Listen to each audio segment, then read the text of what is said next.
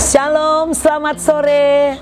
Jumpa lagi dengan saya Pendeta Deborah Dumasisyani Partambunan dengan rekan saya Evangelis Lydia Santoso. Shalom.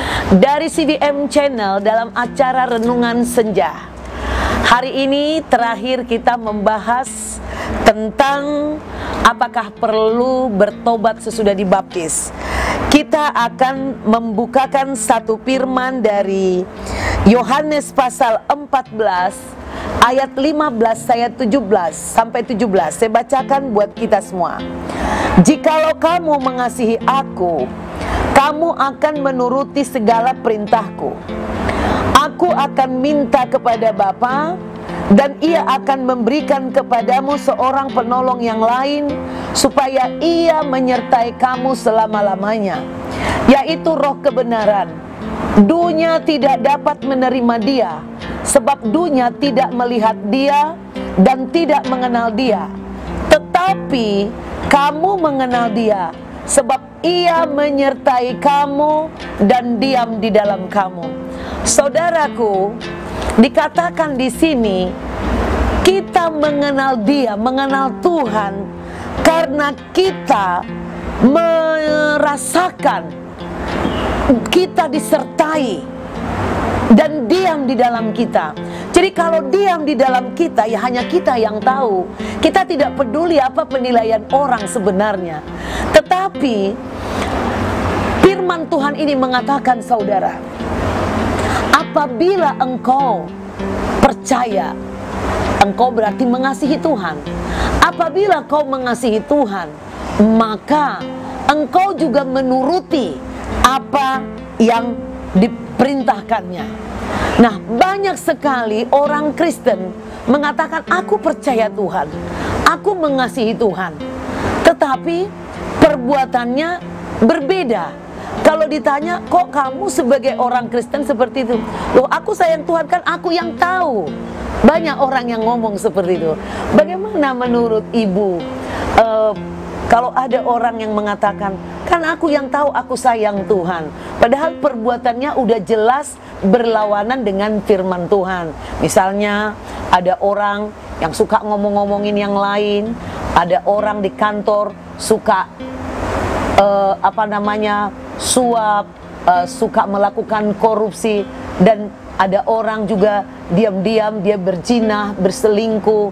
Nah, dia percaya benar-benar loh Bu dengan Tuhan, percaya dengan Tuhan. Apa sih barometer daripada percaya ini menurut Ibu? Percaya bukan menurut barometer saya ya, tapi menurut barometer Alkitab. Itu tadi yang Ibu juga katakan, bahwa percaya itu adalah sesuatu yang melakukan apa yang menjadi perintah dari firman itu sendiri, ya kan? Itu yang namanya percaya, dan diwujudkan dalam bentuk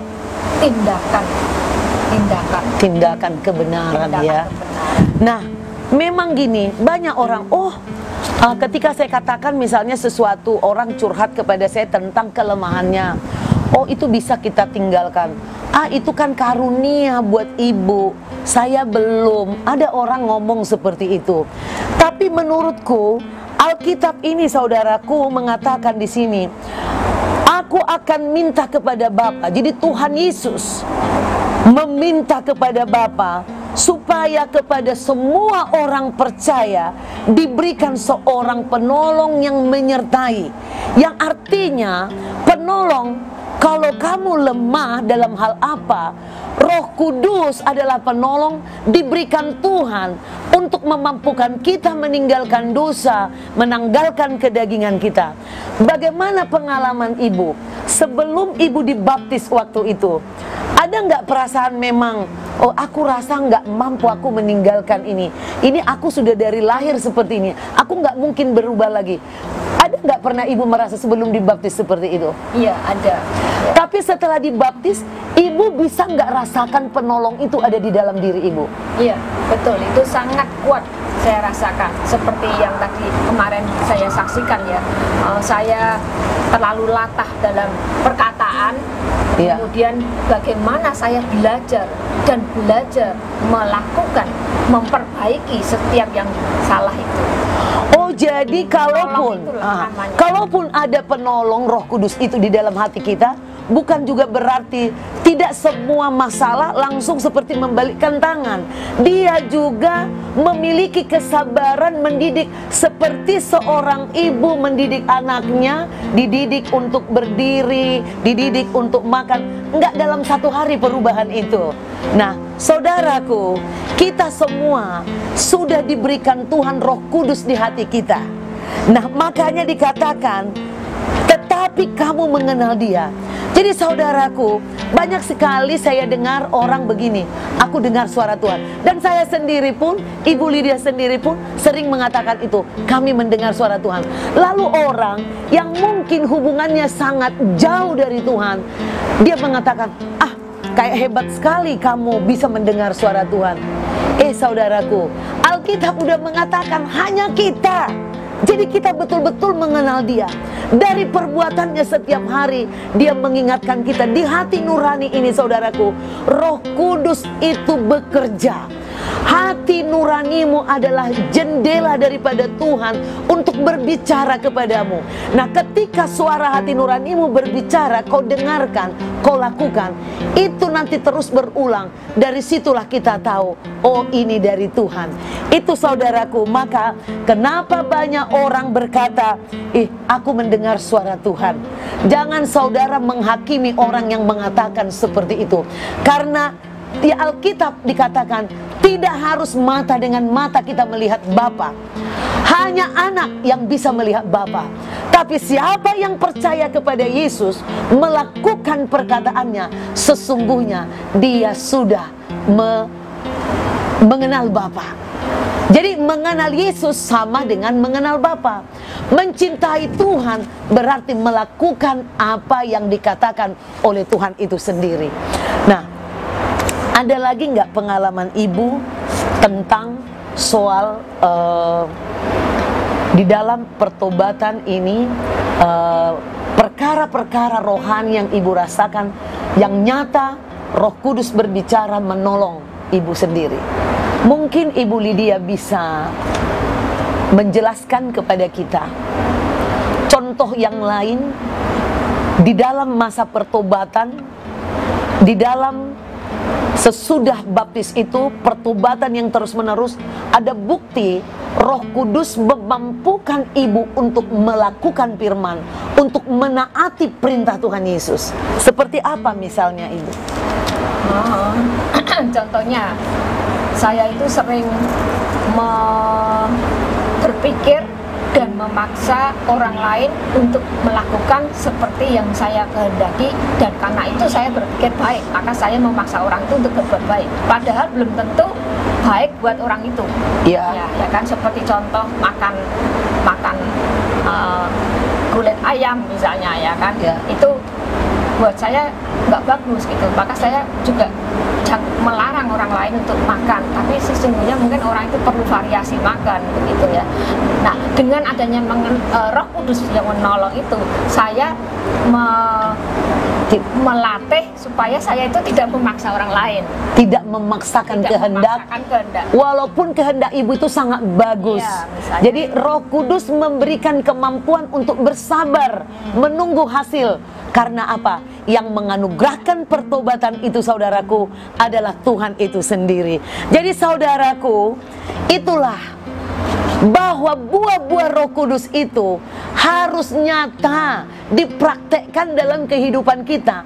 Maka butuh waktu, sama seperti menanam pohon. Ketika kita tanam dari bibit, saudaraku, mungkin baru dua daun. Nah, perlu disirami, perlu dijaga, perlu disinari oleh matahari, nggak boleh terlalu banyak atau apa. Kemudian kita juga menunggu waktu sampai ada pertumbuhan. Nggak bisa tiba-tiba dia langsung pohon mangga, pohon duren. Itu kadang butuh, tergantung jenisnya, ada yang 5 tahun, ada yang 7 tahun, ada yang 10 tahun. Saudaraku, itu pun supaya menghasilkan buah yang baik, saudara harus terus berulang-ulang merawat, menjauhkannya dari pengganggu-pengganggu. Nah, seperti itulah kita di dalam pertobatan. setelah mengikut Yesus, setelah dibaptis, bahwa kita terus merawat iman kita, kita terus melatih diri kita, kita terus memaksakan kehendak Tuhan itu juga kepada diri kita, bukan kepada orang lain.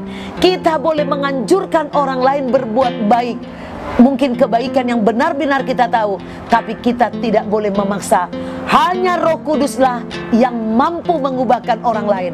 Namun juga saudara, jangan ini menjadi alasan saudara, ya udah tunggu Roh Kudus aja. Tidak, kita dipakai Tuhan berbicara untuk menyampaikan kebenaran kepada orang lain, tapi Roh Kudus menganugerahkan waktu yang tepat. Selamat memberitakan Injil kebenaran dan bersabar menunggu hasilnya. Pasti ada hasilnya. Tidak ada firman Tuhan yang jatuh sia-sia ke dalam tanah, pasti menghasilkan buah. Amin, Ibu.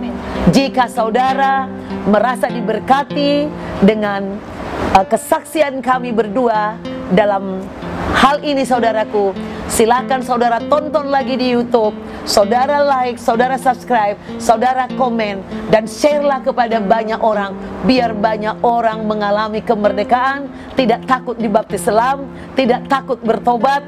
Pertobatan itu adalah proses yang panjang, dan Tuhan pasti memberikan Roh Kudus menjadi penolong untuk kita melakukan pertobatan.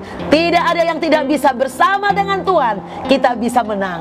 Haleluya. Sampai jumpa di hari Senin kembali. Tuhan Yesus memberkati. God bless you.